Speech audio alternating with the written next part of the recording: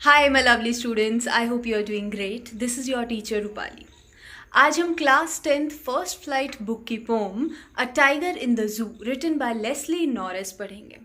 हम पोम को line by line समझेंगे, उसके वर्ड मीनिंग्स भी देखेंगे and in the end we'll also discuss the literary devices used in the pome.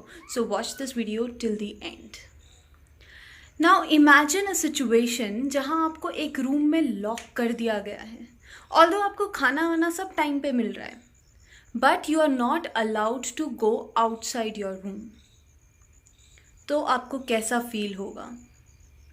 वैसा ही फील होता होगा उन एनिमल्स को जिन्हें हम पकड़ के जू में डाल देते हैं फॉर आर प्लेजर. हम ह्यूमंस अपने सेल्फिश प्लेजर के लिए उन एनिमल्स की फ्रीडम छीन लेते हैं. तो इस पोम में पोएट आपको वही फील कराना चाह रहे हैं, और वो करने के लिए वो हमें कॉन्ट्रास्ट दिखा रहे हैं कि अगर एक टाइगर जू में है तो वो कैसे रहता है, और अगर वही टाइगर फ्रीली फॉरेस्ट में घूम रहा होता है तो वो कैसे रहता है. So now without any further delay let's read the pome.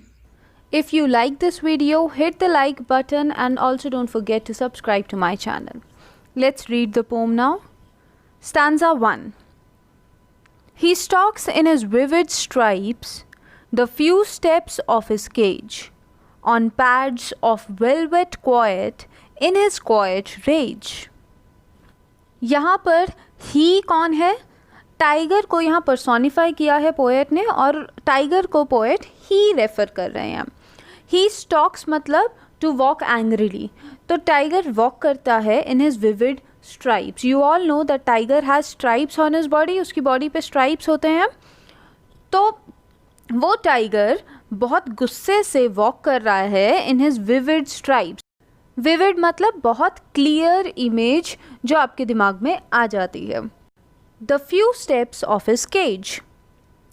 तो वो टाइगर जिसकी बॉडी पे स्ट्राइप्स हैं वो बहुत एंग्रीली वॉक कर रहा है. कहाँ पर? वो वॉक कर रहा है अपने केज में.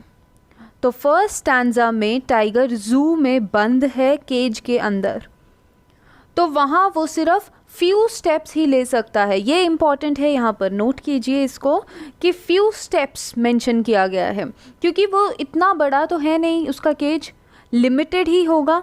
तो he can only walk a few steps. वो फ्रीली नहीं मूव कर पा रहा है. On pads of velvet quite. अब जो टाइगर, डॉग, कैट्स, इनके अगर पॉज पे आपने ध्यान दिया होगा तो वो बहुत सॉफ्ट होते हैं. इतने सॉफ्ट होते हैं कि वो जब चलते हैं तो कोई आवाज़ नहीं आती है. तो यहाँ पर पोएट ने टाइगर के पॉज को कंपेयर किया है वेलवेट से, कि वो वेलवेट की तरह सॉफ्ट हैं. तो जब टाइगर चलता है तो कोई आवाज़ नहीं करता है, ये यहाँ पर बताना चाह रहे हैं poet. On pads of velvet quiet. Pads क्या हैं? जो पॉज हैं टाइगर के, वो. In his quiet rage. अब क्वाइट का यहाँ पर दो जगह यूज़ किया गया है. वेलवेट क्वाइट ये बताने के लिए कि वो जब चलता है तब कोई आवाज़ नहीं आती है. लास्ट लाइन इस स्टैंजा की है in his quiet rage. Rage मतलब गुस्सा. तो टाइगर गुस्से में है, ही इज़ एंग्री, बट वो चुप भी है. ही इज़ क्वाइट ऑल्सो, क्योंकि वो कुछ नहीं कर सकता है. He is helpless right now. He can not do anything in his cage. Therefore he is quiet in his rage. Second stanza. He should be lurking in shadow, sliding through long grass near the water hole where plump deer pass. तो second stanza में एक contrast आ रहा है जो मैंने आपको introduction में भी बताया था. यहाँ पर पोएट बता रहे हैं कि उसको क्या करना चाहिए. ऑल्दो हम ह्यूमंस ने उसे जू में तो बंद कर दिया है, बट उसको होना चाहिए फ्री. उसको होना चाहिए फॉरेस्ट में, जो कि उसकी नेचुरल हैबिटेट है. He should be lurking in Shadow. Lurking means remain hiding so as to wait in ambush for someone or something. That means to attack the prey. तो अपनी प्रे को, अपने शिकार को पकड़ने के लिए उसे बैठा होना चाहिए किसी शैडो में. छुप के वो बैठे ताकि वो किसी पे अटैक कर पाए. आइडियली टाइगर्स का नेचुरल इंस्टिंक्ट वही होता है, बट जू में वो ऐसा नहीं कर पा रहा है. He should be lurking in shadow, sliding through long grass near the water hole. तो वो छुपा होना चाहिए अटैक करने के लिए, एंड धीरे धीरे sliding through the long grass, लंबी ग्रास के बीच में से वो जाए धीरे धीरे बिना कोई आवाज़ किए. कहाँ जाए? नियर द वाटर होल, जहाँ पर कोई वाटर बॉडी हो, पॉन्ड हो, लेक हो या कोई छोटी सी वाटर बॉडी हो. क्यों उस वाटर बॉडी तक उसे जाना है? क्योंकि वहाँ पर डियर आते हैं पानी पीने के लिए, एंड डियर उसका शिकार होता है. तो in order to catch the deer it should be able to do all this. Where plump deer pass, plump मतलब full rounded shape. Okay, तो अच्छा खासा मोटा तगड़ा डियर वहाँ पर हो और वो उसे जाके पकड़े, अटैक करे. That is what the tiger should be doing rather than being in the zoo. Third stanza. He should be snarling around houses at the jungle's edge, baring his white fangs, his claws, terrorizing the village. Snarl means make an aggressive growl with bare teeth. मतलब growl करना, गुस्से वाली आवाज़ निकालना. तो उसे क्या करना चाहिए? He should be snarling around houses. घरों के आसपास उसे गुस्से वाली आवाज़ें निकालते हुए घूमना चाहिए. At the jungle's edge, जो घर जंगल के एज में बना दिए गए हैं, उसे वहाँ से लोगों को डराना है, वहाँ के लोगों को डराना है ताकि वो जंगल के अंदर ना घुसें, ताकि वो उसकी टेरिटरी के अंदर ना घुसें.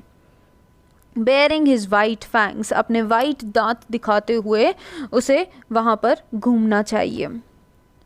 His clause terrorising the village, और ये सब करके उसे क्या करना है? उसे टेरराइज करना है विलेज को, मतलब डराना है विलेजर्स को.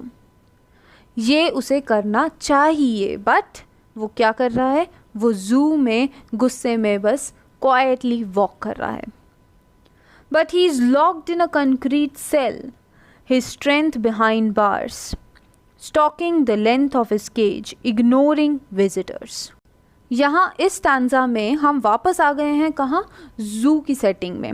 Now we are no more in the natural habitat of the tiger, but we have come to the zoo. We are talking about the zoo here. But he is locked in a concrete cell. उसे वो सब करना चाहिए, but ऐसा नहीं है. वो locked है कहाँ? कंक्रीट सेल में, एक कंक्रीट केज में, पिंजरे में लॉक्ड है वो, जो कि कंक्रीट से बना है. ठीक है. हिज स्ट्रेंथ बिहाइंड बार्स, और जो उसकी स्ट्रेंथ है, जितनी भी उसकी स्ट्रेंथ है, वो सब लॉक्ड है बिहाइंड बार्स. जेल में बंद है, वो कुछ भी नहीं कर पा रहा है. Stalking the length of his cage, और वो क्या कर रहा है? वो सिर्फ अपने केज की लेंथ जितनी भी है, छोटा सा ही है, उसमें वो बस वॉक कर रहा है. इग्नोरिंग विजिटर्स, और क्योंकि वो और कुछ भी नहीं कर सकता है, he is just ignoring visitors. Visitors जो आ रहे हैं, जो ये नहीं देख रहे हैं कि the tiger is sad, the tiger is helpless. वो बस उसे देखने आ रहे हैं, एंजॉय करने आ रहे हैं, और टाइगर उन्हें इग्नोर कर रहा है. Last one. He hears the last voice at night, the patrolling cars, and stares with his brilliant eyes at the brilliant stars. He hears the last voice at night मतलब वो पूरे दिन ऐसे stock करता है, पूरा दिन इग्नोर करता है विजिटर्स को. उसके बाद जो लास्ट वॉइस वो सुनता है रात में, वो होती है पेट्रोलिंग कार्स की. कार्स जो कि घूम रही होती हैं चेक करने के लिए ज़ू में सब कुछ ठीक है या नहीं. तो उन कार्स की आवाज़ वो सुनता है रात में, एंड वो लास्ट आवाज़ होती है जो कि ज़ू में होती है. And stares with his brilliant eyes at the brilliant stars. यहाँ पर ब्रिलियंट वर्ड को रिपीट किया गया है. Since tiger can not do anything else, what is he doing? He is sitting in his cage, और वो stars को देखता है with his shining brilliant eyes. यहाँ टाइगर की आईज़ को भी ब्रिलियंट बोला गया है और स्टार्स को भी ब्रिलियंट बोला गया है, but there is a difference between the to.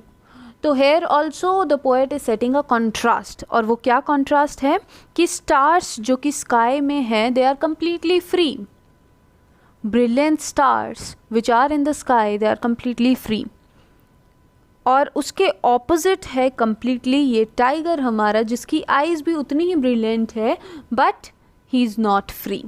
So that is the contrast that he is setting here. He just wants the reader to be a little sensitive about the animals that we put in the zoo. So this is written by Leslie Norris, and that was all about this poem. We'll now discuss the literary devices used in the poem. First, let's look at the rhyme scheme of the poem. The last word of first line is stripes. Let's put A there. Last word of second line, cage. Cage does not rhyme with stripes, so this is B. Third line, last word, quiet. Quiet again does not rhyme with stripes or cage, so it is C. Last line, last word is rage, and rage clearly rhymes with cage, so it becomes B. So the rhyme scheme of the poem is A, B, C, B. You can check the rest of the stanzas, rhyme scheme सब में same है. Next literary device used is personification. जैसा मैंने पहले भी बताया था, tiger is personified. Tiger को ही बोल के रेफर किया गया है. Personification is the literary device जहाँ पर human characteristics दे दिए जाते हैं to animals or to inanimate objects. Next literary device used is metaphor. मैंने बताया था कि टाइगर के पॉज को वेलवेट से कंपेयर किया गया है, तो ये जो फ्रेज़ है on pads of velvet, here metaphor is used. Next literary device that I want to talk about is oxymoron. Oxymoron is a literary device when contradictory terms appear together. जब दो ऐसे वर्ड्स जो कि एकदम opposite होते हैं उन्हें साथ में यूज़ किया जाता है. तो यहाँ पर क्वाइट रेज, तो यहाँ क्वाइट भी है और रेज मतलब गुस्सा भी है, तो ये ऑपोजिट हो गए और इन्हें साथ में यूज़ किया गया है, तो यहाँ ऑक्सीमोरॉन है हम बोल सकते हैं. Next literary device is imagery. Poet आपके दिमाग में ऐसे बहुत सारे इंस्टेंसेस हैं इस पोम में जहाँ आपके दिमाग में एक इमेज क्रिएट कर देते हैं पोएट अपनी लैंग्वेज के थ्रू. फर्स्ट तो है फर्स्ट लाइन जो है आपकी, he stalks in his vivid stripes. तो उसमें you can actually see through the eyes of your minds कि जो टाइगर है वो जू में वॉक कर रहा है. So that was all about this poem and the literary devices used in the poem. I hope you have understood the poem well, and if you have, do hit the like button and subscribe to my channel. Goodbye until next time.